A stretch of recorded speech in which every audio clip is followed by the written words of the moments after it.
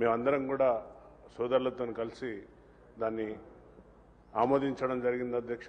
అందరూ కూడా హర్షించిండ్రు. ఈరోజు తెలంగాణలో చాలా ఒక మంచి వాతావరణం ఏర్పడింది అధ్యక్ష. కానీ రోస్టర్లో ఎస్సీ మాల 26 ఉపకులాలను ఎస్సీ థర్డ్లో పెట్టారు అధ్యక్ష.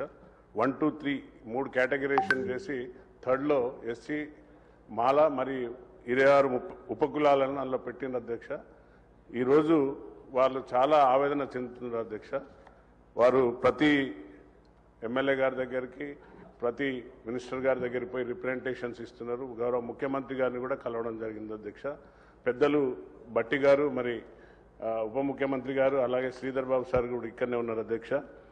మొన్న జరిగిన డెంటల్ ఎగ్జామ్లో ఒక్కటి కూడా మాల ఉపకులాలకు ఒక్క పోస్ట్ కూడా రాలేదు అధ్యక్ష. అలాగే మొన్న రాష్ట్ర స్థాయి పోలీస్ డిపార్ట్మెంట్లో 60 పోస్టులు పడితే ఒక్కటి కూడా మాల ఉపకులాలకు ఒక్కటి కూడా రాలేదు అధ్యక్ష. కాబట్టి మీ ద్వారా గౌరవ ముఖ్యమంత్రి గారికి అలాగే పెద్దలు శ్రీధర్ బాబు సార్కి బట్టి సార్కి ఎడ్యుకేషన్ పరంగా కూడా లాస్ అవుతుంది అధ్యక్ష.